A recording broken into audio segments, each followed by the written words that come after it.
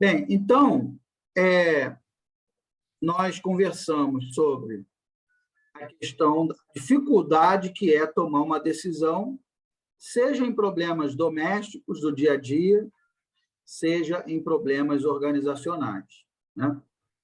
E nós vimos também aquele artigo que mostra que a capacidade de processamento, né, do cérebro humano fica limitada a até 4 variáveis.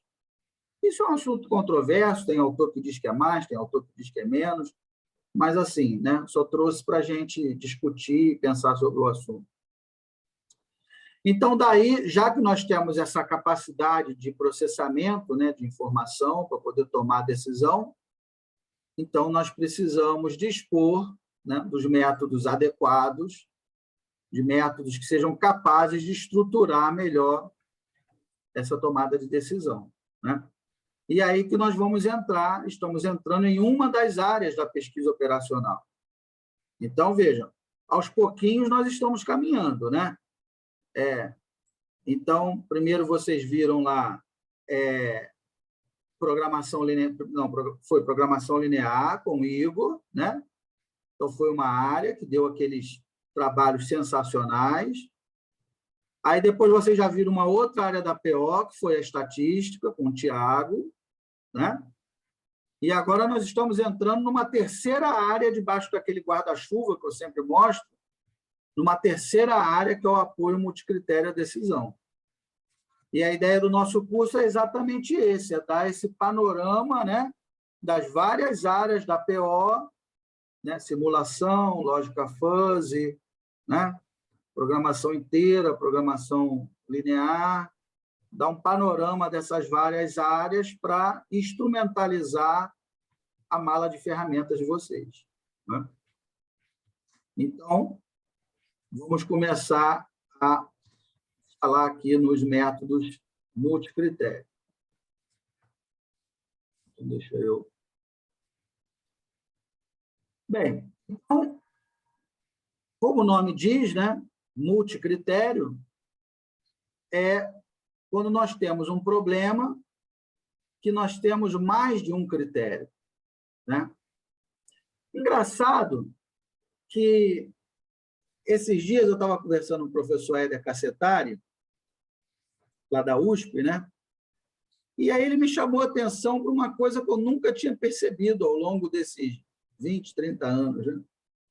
Ele falou assim: Marcos, se você parar para pensar, todo problema é multicritério. Aí eu falei, pô, mas peraí. Aí bugou, né? Bugou meu cérebro, né? Eu falei, todo problema é multicritério. Ele falou, na verdade, a gente só distorce a realidade, a gente transforma o problema multicritério para monocritério só para ser mais fácil para decidir e reduzir o nosso sofrimento cognitivo. Eu fiquei pensando, eu falei, não é que é verdade? Né? Não é que é verdade que esse doido acabou de falar, cara? Porque, né, você vai comprar, sei lá, você vai comprar uma casa. Eu quero uma casa barata. Aí você vai lá, compra, né? Aí tem uma de 100 mil, 90, 50. Se é que existe alguma casa de 50 mil, né? Aí você, vou comprar de 50, acabou. Mas, na verdade, são vários critérios, né? Se a casa é bem localizada, se ela é grande, se é espaçosa, não é, se tem feira na rua, se a rua é violenta. Mas é tão difícil que você distorce a realidade. Não, só vou olhar o custo. Caramba, a gente faz isso todo dia, cara. Todo dia, o tempo todo, né? Vou escolher, vou comprar tomate. Aí você... Vou comprar um tomate é uma decisão multicritério. Se o tomate está bonito, está fresco, o preço do tomate, se você vai no hortifruti, que é mais longe, ou se vai no supermercado, que é mais perto, né? Se você for comprar tomate, é uma decisão multicritério. Olha só, eu nunca tinha pensado nisso, cara. Todo problema é multicritério, né? É verdade, né? É claro que, em maior ou menor grau, né? Às vezes é mais interessante usar outro método e tal, Mas se você for parar para pensar friamente, todo problema é multicritério, né? A menina vê aquele garotão bonitão, né? Pô, aquele garotão é bonitão. É um problema multicritério, né? Porque o interessante é que ele seja bonito, rico, inteligente, divertido, né? Às vezes é bonitão, mas quando abre a boca, né? Só fala bobagem, né? Fala assim, poxa, ele é um cara tão bacana, tão bonitão, só fala quando abre a boca. Fica quieto, meu filho. Fica quietinho, né? Então, é isso, todo problema é multicritério.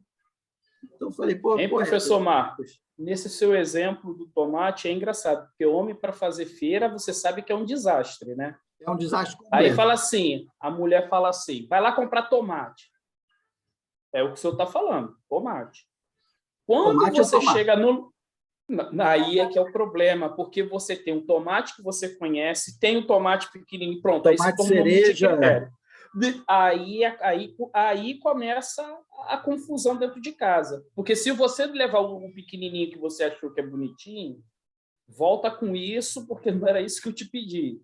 Para mim, se Fernanda manda eu comprar tomate, na verdade, assim, o meu problema eu vou transformar em monocritério, eu vou levar em consideração duas possibilidades. Ou o mais barato ou o mais fácil de comprar. A primeira barraca eu vou comprar e vou embora, para me livrar do problema, né? Ou então, se eu souber que tem uma mais barata, eu vou lá, o tomate pode estar uma porcaria, podre, eu vou lá, vou comprar verde, vou comprar e vou embora. Então, ou eu vou comprar o mais fácil, o que está na mão, ou eu vou comprar o mais barato, né? Eu vejo aqui em é um Volta completo Redonda. Vai, desastre, né? compra Desastre. banana. Aí você chega na Professor, barraca, aí você tem nanica, você tem prata, tem Prata, ouro, terra. aí pronto, aí você... Exatamente. Qual? Tu vê que E tem um mesmo problema- simples, os problemas são multicritério. Mesmo simples. tem o problema do lógico também, né? Que a mulher fala assim: vai no supermercado e compra leite. Se tiver tomate, traz 10. Aí o cara vai e traz 10 caixas de leite. Aí fala com ela: tinha tomate. Ué, mas como assim? Pois é, essa é a estrutura lógica. Então, eu nunca tinha pensado nisso, né? Todo problema, na realidade, ele é multicritério, né? Seja ele simples, complexo, né? Bem, e aí como é que é a estrutura de um problema multicritério? Nós já começamos a conversar no nosso outro encontro, né? Você tem vários critérios, critério 1, critério 2, critério 3, critério 4, 5. Quantos critérios, né? 6, 10, 100, 200. Quantos critérios forem importantes para a sua tomada de decisão, né? E, normalmente, quando a gente fala assim, eu tenho que escolher um carro para comprar, você não começa pensando nos carros, né? Fala assim, Dani, vamos comprar um carro. Ela não começa pensando, tem a Ferrari, tem o Porsche, tem Fiat Mobi. Não, ela começa pensando na necessidade dela. Bem, eu tenho no banco uma economia de R$ 70.000, né? Eu preciso de um carro que seja econômico, bonitinho, pequeno, né? Normalmente as moças gostam de carros pequenos, que são mais fáceis, né, de manobrar, entram em qualquer vaga. Eu quero um carro pequeno, não quero uma jamanta, né? Então, na verdade, quando a gente começa a estruturar um problema de tomada de decisão, multicritério, nós começamos a elencar justamente os critérios, né? Eu preciso de um carro até 70 mil, pequeno, né? Bonitinho, papapá, e por aí vai. Com a manutenção fácil. E aí, a partir dos critérios, já tem um monte de alternativas que já são eliminadas, né? Porque, bem, se eu só tenho até 70 mil, então o Corolla Zero já está eliminado. Então, o Honda Civic já está eliminado. Então, o Porsche já está eliminado, né? Se eu quero um carro né, pequeno, então aí você já elimina várias outras alternativas. Então, quer dizer, a própria elicitação ali dos critérios, né, a própria determinação dos critérios, já faz uma pré-filtragem ali das alternativas, né? No final, você vai ter ali 4, 5, 6 alternativas que atendem àqueles critérios que você estabeleceu, né? Então, aí, a partir desses critérios, você tem lá as possíveis alternativas que atendem à sua necessidade. Só que aí gera o que nós acabamos de conversar, né? Gera o trade-off entre elas. Você tem um carro que é mais barato, mas ele é mais feio, né? Você acha o design dele não é tão bom. Aí o outro é lindo por fora, mas não é confortável. Aí o outro é lindo e confortável, mas é caro, né? Então você fica com essa dificuldade de decidir entre as alternativas. Pode ser um funcionário que você quer contratar, né? Eu quero contratar um gerente, eu quero contratar um supervisor. Então, às vezes, você tem um que sabe muito Excel, mas não sabe nada de inglês, né? O outro sabe muito Excel, sabe muito inglês, mas não quer trabalhar por menos de R$10.000. Então, se você quer que ele saiba muito inglês e muito Excel, você vai ter que pagar muito por isso. Então, o chefe, o gerente, o decisor, ele lida com trade-off o tempo todo. E aí esses métodos existem justamente para auxiliar a gente nessa tomada de decisão. Então, eu vou aplicar aqui um método. Oh, meu Deus, olha a coisa falando sozinho no telefone. Então, eu vou aplicar um método que vai agregar, né, esses critérios, essas alternativas, vai mastigar esses dados, vai considerar a percepção do decisor e aí vai indicar para a gente qual é o melhor resultado. Então, essa é a estrutura básica de todo problema multicritério, né? Eu tenho lá múltiplos critérios, várias alternativas que atendem, né, estão de acordo com esses critérios. Eu vou aplicar um método, seja HP, TOPSIS, SAPEVO, método de borda. Vou aplicar um método qualquer que vai englobar esses critérios, essas alternativas, os dados do problema, a percepção do decisor quanto aos critérios, e aí dá para a gente um resultado, né? Não é mágica, não é... A função do método é essa, né? É facilitar a nossa vida na hora de decidir. Mas não se enganem, é o que eu sempre falo. O método ele nunca vai decidir pela gente, né? Leonardo está lá na empresa, é ele que vai decidir, é ele que tem o ônus da decisão, né? A responsabilidade da decisão. Ele não pode falar para o CEO da empresa, não, eu apliquei o método HP, aí ele deu que a melhor alternativa era a alternativa tal, e é por isso que eu escolhi e deu errado. A culpa é do método. Não, a culpa não é do método, né? O método é mais um elemento de análise, é mais um subsídio que você vai agregar na hora de tomar a decisão, né? Porque há aspectos intangíveis da tomada de decisão que não tem como ser modelados.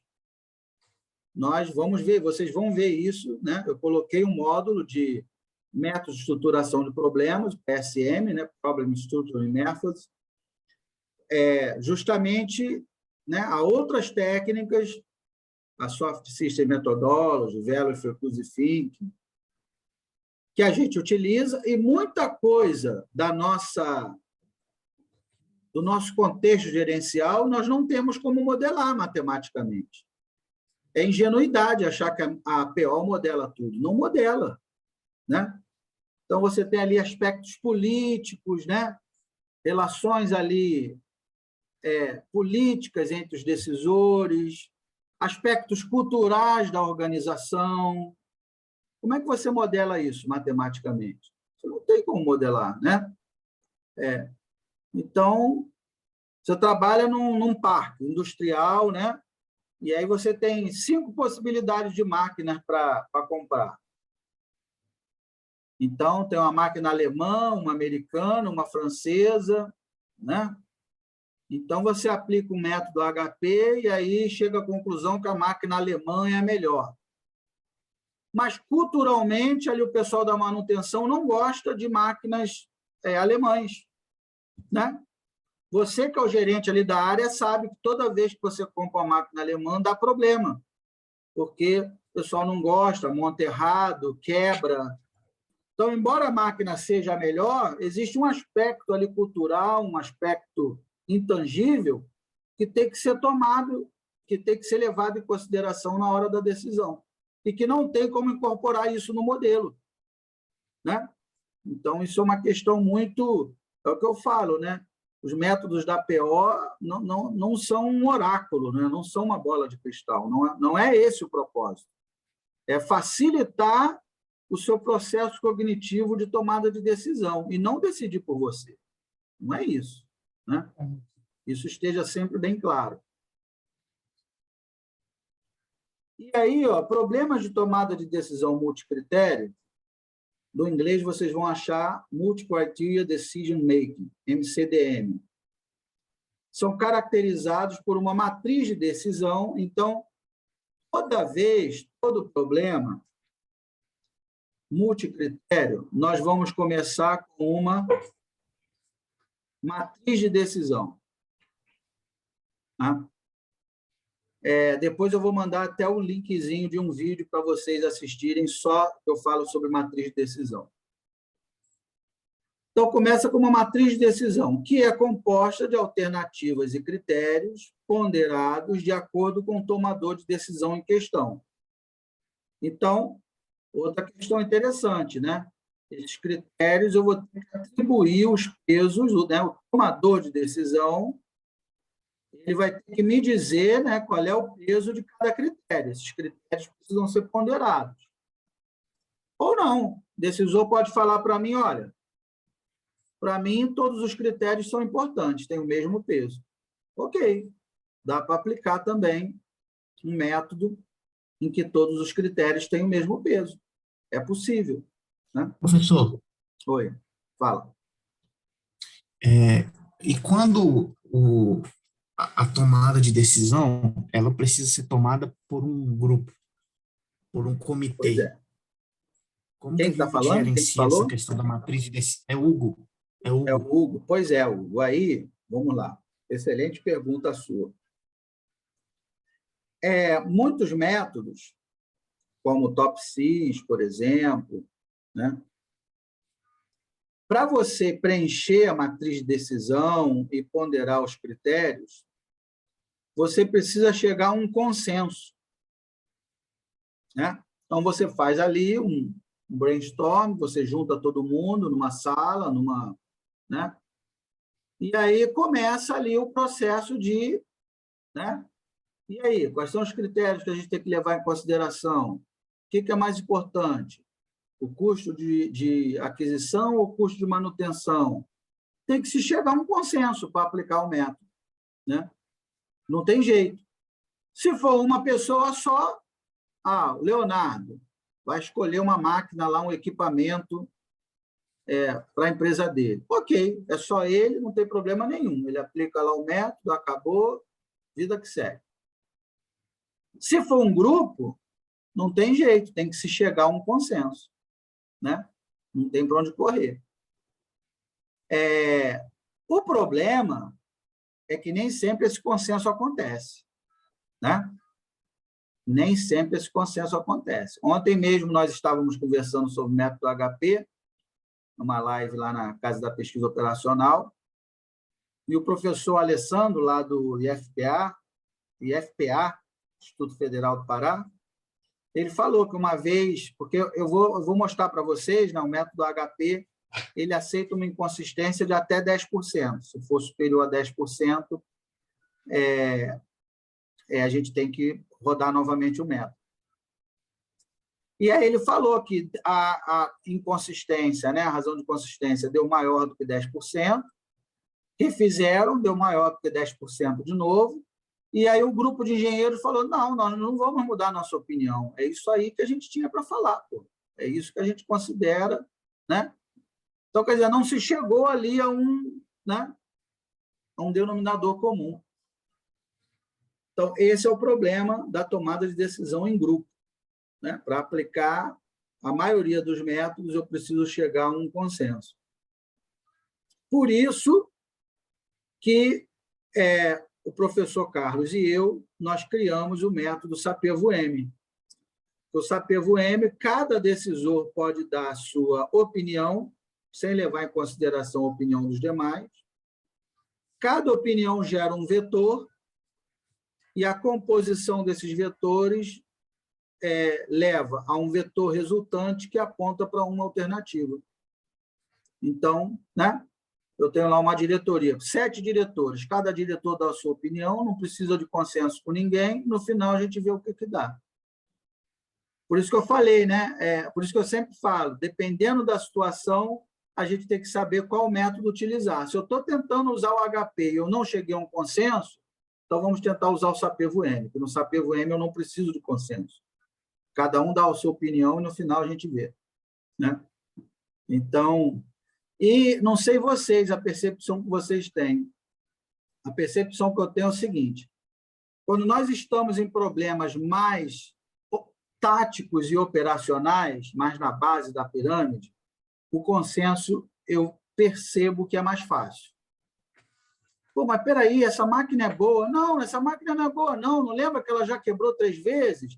Não, mas aí essa aqui é boa, mas quando quebra leva 6 meses para consertar. O pessoal conversa mais entre si. À medida que você vai subindo na pirâmide da organização, eu percebo que o consenso ele é mais difícil, né? Porque aí você tem mais estruturas de poder envolvidas, né? Você tem outros interesses, interesses políticos, interesses que não são colocados, né? As pessoas não sabem, interesses ocultos, né? Às vezes você tem lá uma diretoria colegiada com 5, 6, 7 diretores e cada um tem a sua agenda, né? Aonde que ele quer chegar. Cada decisão tem uma agenda própria, né? Então, de repente, eu sei até que o Leonardo tem razão, mas eu não vou formar com ele, porque, na verdade, eu estou defendendo a minha agenda. Eu tenho o meu interesse oculto que os outros não sabem qual é, né? Então, eu vejo que, à medida que a gente sobe nessa pirâmide organizacional, o consenso ele tende a ser mais difícil. Eu tenho essa percepção, né? Não estou dizendo que é uma verdade absoluta, não, né? Bem, e aí, métodos para solucionar problemas MCDM têm sido amplamente utilizados para selecionar a melhor alternativa entre um número finito de alternativas. Como exemplo de métodos, podemos citar o AHP, nós vamos ver, né? O Analytic Hierarchy Process, ANP, Prometer, TOR, Sapevo, TOPSIS e vários outros.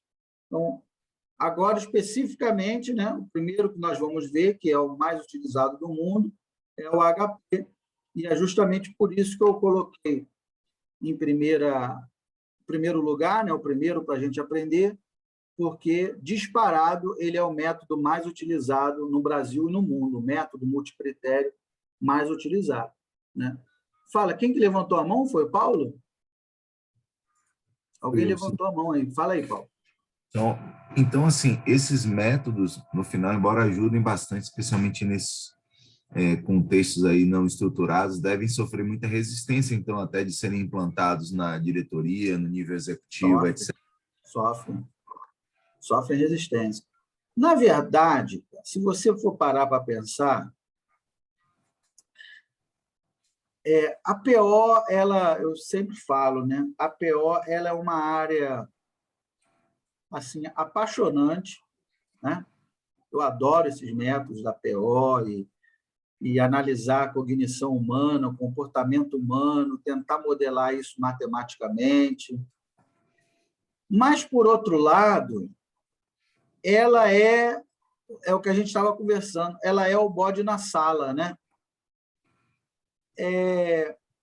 Porque, assim, quando você não aplica método nenhum, o que eu estou falando é o seguinte, isso, Paulo, não é uma especificidade dos métodos multicritério. Eu penso que é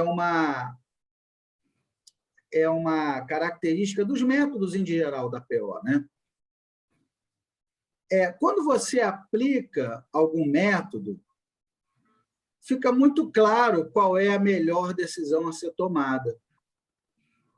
E aí, se o decisor não seguir o resultado que o método deu, para ele não seguir, ele tem que ter uma explicação muito convincente. Ele tem que saber justificar.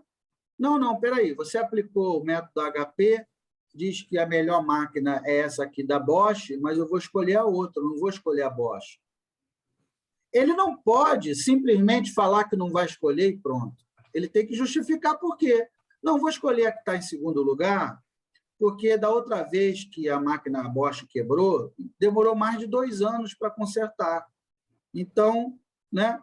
Então, quer dizer, quando o decisor não segue o resultado que o método deu, ele tem que estar muito seguro, muito certo da decisão que ele está tomando, né?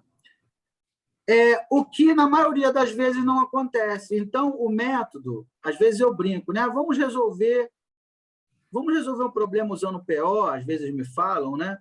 Aí eu falo assim, espera aí, o método da PO, ele vai ser a solução ou vai ser o problema? Né? Porque, às vezes, o método ele vira um problema para o decisor, né? Porque o método ele expõe o decisor, né? Ele fragiliza. A agenda fica mais evidente, né? Fica mais evidente ou que ele é incompetente ou que ele tem uma agenda oculta. Exato. Né? Ou ele não domina o problema, é a pessoa errada no lugar errado, ou ele tem uma agenda que ninguém sabe. Por que esse cara quer escolher esse outro fornecedor? Tem alguma coisa aí debaixo desse angu. Né? Então, quer dizer, muita organização não quer pesquisa operacional. Pesquisa operacional não é uma solução, é um problema. Né? Isso que você falou é um fato. Né? Fragiliza muito a figura do decisor. Expõe, né? Expõe o decisor. Bem, mas, enfim, a gente precisa caminhar, né? A gente precisa amadurecer enquanto sociedade, enquanto... É um caminho sem volta.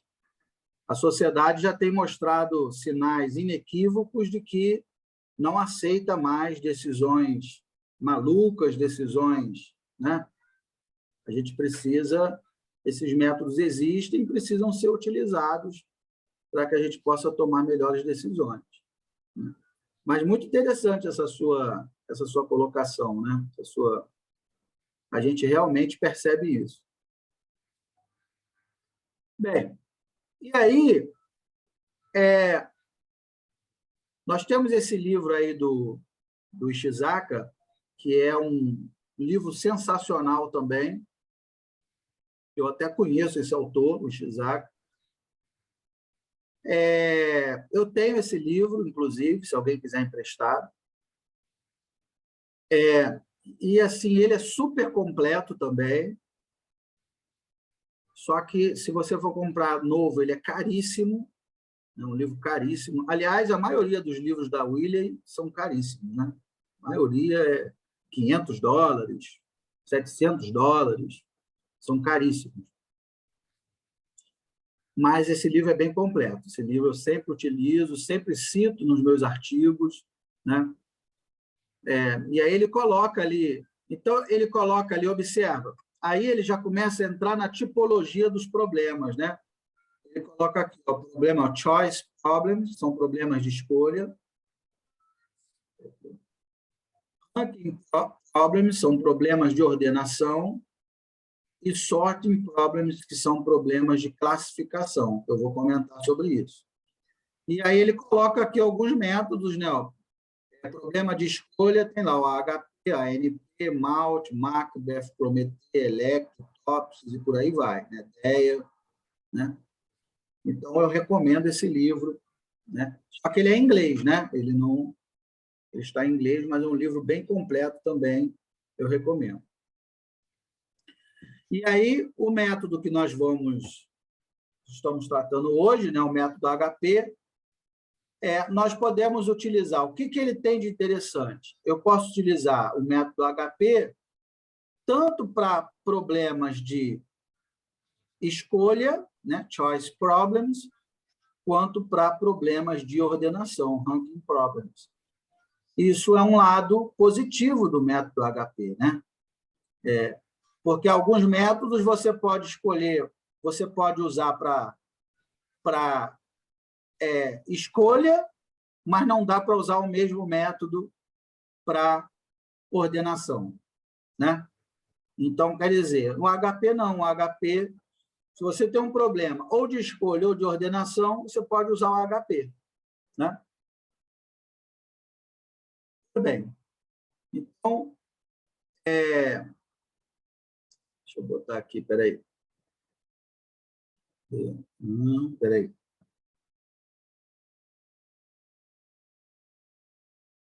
Então, fizemos essa discussão, né, sobre a estrutura aí dos problemas multicritério, quais são os...